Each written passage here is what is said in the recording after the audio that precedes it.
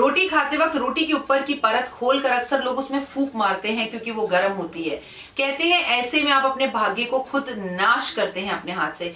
कभी भी रोटी की परत को खोलकर उसमें फूंक नहीं मारनी चाहिए। रोटी को तोड़कर फिर आप फूंक मारकर खा लो, लेकिन ऊपर की परत हटाकर अलग कर देते हैं। कई लोग जैसे बच्चे पिज्जा में से चीज उठाकर खा लेते हैं और पिज्जा का बेस वहीं छोड़ते हैं, उसे उस मैदे को, उस बीमारी को वो बाद में खाते हैं। जिंदगी का कड़वा सच, तारीफें करने के लिए बोलने वाले लोग भी गूंगे हो जाते हैं और आपकी एक गलती की इंतजार में लोग गूंगों को भी बोलने की ताकत और शक्ति दे देते हैं। यानी कि संसार सिर्फ आपकी गलती का ही इंतजार कर रहा है। लेकिन एक बात आपसे जरूर कहूंगी, कुछ तो लोग कहेंगे, लोगों का काम है कहना, और जब लोग आपकी बातें करने लगे तो आप जिंदगी के सही पाथ पर होते हैं। यानी कि they are jealous with you, वो नहीं कर पा रहे जो आप कर पा रहे हैं और इसलिए उन्हें आपसे प्रॉब्लम है। नमस्कार, सुस्वागतम, वेलकम, अभिनंदन। मैं हूं डॉक्टर वाय राखी। आप लोगों का स्वागत अभिनंदन करती हूँ और प्रभु से कहती हूँ कि ईश्वर, हे मेरे परमपिता परमात्मा, हे मेरे दाता, मेरे सभी देखने वाले YouTube फॉलोअर्स को जो लाइक करते हैं, जो हमारे परिवार का हिस्सा है, जो इस वीडियोस को शेयर करते हैं, उनके घर में धन बरसाना, बहुत ज्यादा तरक्की देना, बीमारियों को उस घर से दूर रखना, सबकी सैरी जैसी भी इच्छाएं हो वैसी ही झोली भरना, खुश रखना। आप किसी को पैसा दो या ना दो, पर उसके चेहरे पर मुस्कान जरूर देना। अपने प्रति, ईश्वर के प्रति आस्था रखना। उस इंसान का साथ कभी मत छोड़ना जो शिद्दत से आपके उपाय करता है, क्योंकि ऐसे में जीत आपकी होती है और अगर वो इंसान हारता है तो आपके साथ मेरा परमपिता परमात्मा भी हारता है। पर आप कभी हारना मत। जीवन चलने का नाम, चलते रहो सुबह शाम, ये रास्ता कट जाएगा मित्रा। आपको अपने जीवन के एक छोटे से सफर की वीडियो में जल्द दिखाऊंगी कि मैंने जिंदगी में क्या किया, क्या पाया, कितने चैनल्स पर काम किया, तमाम तरह की बातें। मैं भी जिंदगी में यहाँ तक जिंदगी के बहुत थपेड़े खाकर पहुंची हूँ, बहुत मेहनत कर पहुंची हूँ और आज भी लगातार मेहनत कर रही हूँ। आप भी अपने उपायों को, अपनी चीजों को करने में लगातार मेहनत करते रहिए। विष्णु चक्र आपके पास पहुंच गए हैं, उन विष्णु चक्र को बहुत संभाल कर, उनको भगवान के समक्ष रखकर उसके आगे घी का दिया जलाइए। विष्णु चक्र को थोड़ी देर हाथ में पकड़कर अपनी एनर्जी जरूर दीजिए, जरूर दीजिए, जरूर दीजिए। आपसे एक ही बात कहना चाहूंगी, आज मैं आपको बताऊंगी रोटी के चमत्कारी उपाय। ये बहुत खास उपाय हैं और ये हर घरेलू महिला को, एक शादीशुदा महिला को, एक कुंवारी बच्ची को, एक अनमैरिड लड़के को, अगर आप बैचलर लाइफ में भी रहते हैं तो भी इन उपायों को फॉलो करना चाहिए, क्योंकि मात्र कुछ उपायों को कर या कुछ बातों को ध्यान में रखकर आप अपनी जिंदगी की बहुत बड़ी बड़ी समस्याओं से निजात पा सकते हैं। बचपन से ये बात आप जानते हैं और हमारी दादी परदादी करती थी, भले आज हमारी मम्मियां नहीं करती, भले आप और मैं नहीं करते, माँ तो फिर भी करती हैं। घर की सबसे पहली रोटी बनाकर रख दीजिए, तवे पर से उतार दीजिए, उसके 4 टुकड़े कर लीजिए। पहला गाय को, दूसरा कुत्ते को, तीसरा कौवे को और चौथा टुकड़ा किसी गरीब जरूरतमंद व्यक्ति को। वो आधा टुकड़ा तो क्या खाएगा, तो मैं इसे क्रॉस मारती हूँ और मैं कहती हूँ कि चींटियों को डाल दो पेड़ के नीचे। कभी इसके अंदर नमक डाल दो, कभी इसके अंदर गुड़ डाल दो, कभी इसको मीठी रोटी बना दो, तो कभी इसको फीकी रोटी बना दो, पर घर की पहली रोटी हमेशा किसी को देकर दो, क्योंकि हमारी भारतीय सभ्यता संस्कृति बताती है अपने लिए जिए तो क्या जिए, वो जीना क्या जीना जो अपने लिए जीना, वो जीना जो औरों के लिए जिए। अपना पेट भर लिया, उठे, अपने बच्चों को स्कूल भेज दिया, लेकिन हमने क्या किया दूसरों के लिए? जवाब है निल बटा निल, जीरो। तो हमेशा खाने से पहले किसी को खिलाने की आदत डाल ले दोस्त। रोटी के बारे में एक बात बता दूं, घर की पहली रोटी, मतलब जो घर के अंदर सबसे पहले अन्न खाता है वो घर के अंदर सबसे ज्यादा भाग्यवान रहता है। कहने का मतलब यह है कि कुछ लोग होते हैं ना, घर में सब खाना खा लेंगे, पति देव रात को ड्रिंक कर रहे होंगे तो रात को 9 बजे खाना खाएंगे।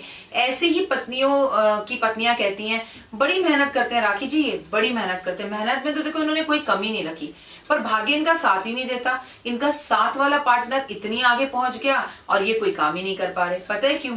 क्योंकि वो घर में सबसे आखिरी में रोटी खाते हैं। कभी भी घर में आखिरी रोटी खाने वाले मत बनिए।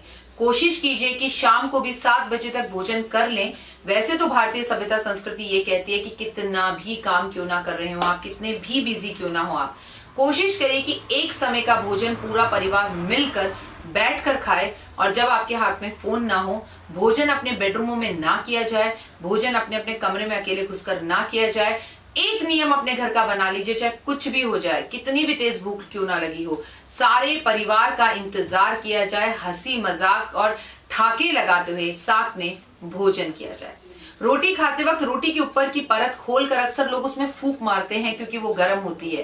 कहते हैं ऐसे में आप अपने भाग्य को खुद नाश करते हैं अपने हाथ से। कभी भी रोटी की परत को खोलकर उसमें फूंक नहीं मारनी चाहिए। रोटी को तोड़कर फिर आप फूंक मारकर खा लो, लेकिन ऊपर की परत हटाकर अलग कर देते हैं कई लोग। जैसे बच्चे पिज्जा में से चीज उठाकर खा लेते हैं और पिज्जा का बेस वहीं छोड़ते हैं, उसे उस मैदे को, उस बीमारी को वो बाद में खाते हैं। रोटी यानी कि घर का जो आटा है, जब भी आप आटा गूंदते हैं वो ताजा गूंदें। जब खाना बनाना हो तभी गूंदें। जैसे हमारी दादी परदादी चूल्हे के पास बैठकर ताजा ताजा आटा गूंदती थी। आटा गूंदते वक्त उसमें नमक जरूर मिलाएं, लेकिन घर में आपस में मिठास बनी रहे इसलिए चीनी भी मिलाएं। आटा गूंदते वक्त, आटा पिसवाते वक्त, देखिए अब तो खैर कौन आटा पिसवाता है, गेहूं पिसवाता है। गेहूं पिसवाई जाती थी वो बात ही अलग होती थी। गेहूं धोई जाती थी, धूप में रखी जाती थी, फिर पिसवाई जाती थी, अलग ही बात थी भाई, अलग ही बात थी। अब आप आटे की जो थैलियां लाते हैं उसमें भी कम से कम 10 किलो आटे में 1 किलो चने का आटा जरूर मिलवाइए। अपने घर में आटा जब भी रोटी के लिए लाना हो वो दिन शनिवार का हो तो उत्तम है। आटे के डब्बे के अंदर हमेशा एक आटा छानने वाली छाननी जरूर रखिए, चाहे आप कितना भी प्योर आटा क्यों ना ला रहे हो। अगर औरत, महिला या आपके घर की मेड भी आटा छान कर रोटी बनाती है तो वो अपनी तकदीर में आने वाले पत्थरों को छान देती है, भले ही वो आटे में हो या ना हो, पर आटा छान कर ही रोटी बनानी चाहिए। जिस किसी शख्स को भी घर में आप अपने वश में करना चाहते हैं, जैसे बेटा 12वीं में है और हार्मोन्स चेंज हो रहे हैं, आपकी बात नहीं सुनता और आप चाहते हैं कि वो आपकी बात सुने, वो जीवन में कुछ बने, तो गोल गोल रोटी बनाकर अगर उसके ऊपर उंगली से अपना नाम लिख दे। जैसे मैं माँ हूं और मैं चाहती हूँ देव मेरे वश में रहे, तो गोल रोटी बनाई और उसके ऊपर ऐसे कर उंगली से देवा लिख दिया, ठीक है, और नीचे अपना नाम लिख दिया राखी, देवा राखी, देवा राखी, और उस शख्स को वो रोटी खिलाइए। आप अपने पति के लिए भी कर सकते हैं। पहले पति का नाम लिख दीजिए। अब नाम कॉपी, मैं पेन या कागज लेके लिखने को नहीं कह रही हूँ, जस्ट उस पर उंगली चलानी है और उसके बाद उसकी रोटी बनाकर उस शख्स को गरम गरम खिला दी जाए और वो रोटी आप भी खा सकती हैं उसके साथ। ऐसा नहीं है कि हाँ हमने तो नाम लिख दिया अब ये रोटी हम ही खाएं, अगर वो हमें खिला दें तो भाई कोई भी खा सकता है। मान लीजिए उनके साथ बैठकर वो रोटी किसी और ने भी खा ली तो कोई फर्क नहीं पड़ेगा, लेकिन आप हमेशा जिस भी व्यक्ति को अपनाना चाहती हैं, आपकी वो बात सुने ये चाहती हैं, तो रोटी पर उंगली से अपना और उसका नाम लिख दीजिए। कभी कभी घर में मीठी रोटी भी जरूर बनाइए। रात की रोटी अगर बच जाए तो उसे खिड़कियों से बाहर मत फेंकिए। मेरे ऊपर राम जाने कौन आंटी रहती हैं, आई मीन ग्राउंड फ्लोर, वो रोज अपनी खिड़की में से रोटी नीचे फेंक देती है और जब सुबह सारे बच्चे स्कूल जा रहे होते हैं तो कटर कटर मेरे को किचन में आवाज आती है कि रोटियों पर पांव पड़ रहा है। कई बार मैंने रोटियां बाहर जाकर उठाई, माथे पे लगाई, उनके लिए माफी मांगी, पर उनका भाग्य बिगड़ने से और उनके घर में, उनके वंश में आगे चलकर खाने की बर्बादी और अन्न का इतना बड़ा अपमान करने की वजह से भूख और गरीबी का सामना उस परिवार को करना ही पड़ेगा, उसे कोई नहीं रोक सकता। अरे रोटी बच गई है तो जाके पेड़ के नीचे रखाओ, रोटी बच गई है तो गाय के डब्बे में डालाओ, रोटी बच गई है तो उसके टुकड़े कर कर उसको घी में बनाकर चीनी डालकर बच्चों को लड्डू बना दो। सो मेनी थिंग्स हमारी मदर्स करती थी। और आजकल की लड़कियां या आजकल की मम्मियां क्या करती हैं, रोटी बची खिड़की से रसोई की बाहर फेंक दी कि कोई खा लेगा, ये तक जानने की कोशिश हम नहीं करते कि क्या वो रोटी किसी के पैरों में आ रही है। तो रोटी का इतना बड़ा अपमान आपको अन्न के एक एक दाने के लिए मोहताज कर सकता है। सोचकर संभल कर चलिए। खाना खाते वक्त कभी भी सूखी रोटी मत खाइए। हमें तो कोलेस्ट्रॉल है, हमें तो स्टंट डला है, हमें तो पतला होना है, हमें तो डाइटिंग पर है, डॉक्टर ने घी मना किया है।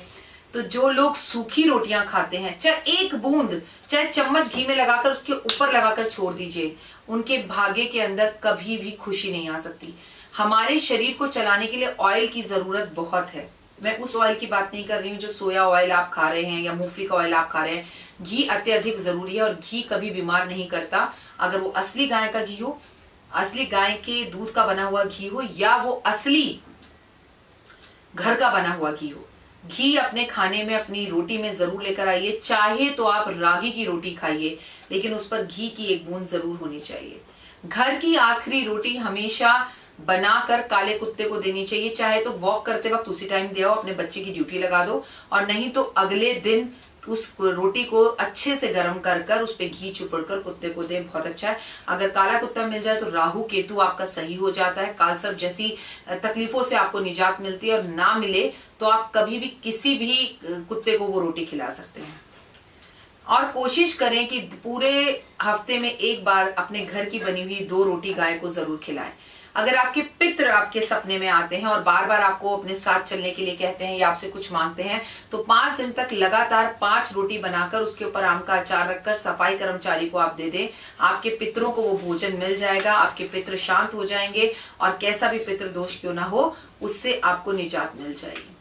तो ये थे रोटी के उपाय जिसे मैंने आपके लिए बनाया और मैंने आपको बताया कि एक रोटी आपकी जिंदगी में कैसे बदलाव कर सकती है। रोटी, कपड़ा और मकान। पराठे आप खाते हैं क्या? कभी आपने सोचा कि माँ से आप कहते हैं कि माँ खाना पैक कर दो मेरा, तो एक रोटी अलग पैक करवाकर 2 पराठे अलग पैक कराकर ले गए और गांठ को कहा लो खा लो, गरम गरम मूली के पराठे लेकर आए हो। क्या जरूरत है बड़े बड़े हवन यज्ञ करने की, बड़े बड़े दान और भंडारे करने की? रोज भंडारा कर सकते हैं। जरा अपनी माँ से कहिए तो उसे 2 रोटी अलग बना देना। वो पहला शख्स जो आपको घर के बाहर जरूरतमंद मिल जाए उसे वो गरम गरम 2 रोटी देते हुए चले जाओ। बीच में थोड़ी सब्जी रख लो, अचार रख लो, नहीं तो पराठे बनाकर चले जाओ। कभी सोचा है कि आज नाश्ते में मैंने पोहा खाया, मैं ये पोहा आज खाने से पहले किसी को दे दूं? जिस दिन आप ये सोचने लग जाएंगे उस दिन आपकी जिंदगी में आपको सच में किसी एस्ट्रोलॉजर की जरूरत नहीं पड़ेगी। आप रब के दर पर नहीं जाएंगे, रब खुद चलकर आपके दर पर आएगा। बस खाने से पहले खिलाने की आदत डाल ले ए मेरे दोस्त। जिंदगी बहुत खूबसूरत है और जिंदगी को खूबसूरत बनाने के लिए आपको करने होते हैं डेली रूटीन में छोटे छोटे उपाय जो एक्चुअली हम नहीं करते, जो एक्चुअली हम सोचते हैं कि ये क्या करने से होगा, वो क्या होगा। ये एस्ट्रोलॉजर्स तो आते हैं, बेकार की बातें करते हैं और चले जाते हैं। मैं तो आपसे वो बात करती हूँ जो हमारे दादा परदादा करते थे। मैं तो आपसे वो बातें करती हूँ जो मेरी आपकी संस्कृति है। मैं तो आपसे वो बातें करती हूँ जो मेरी और आपकी जिम्मेदारी है। सोचिएगा जरूर।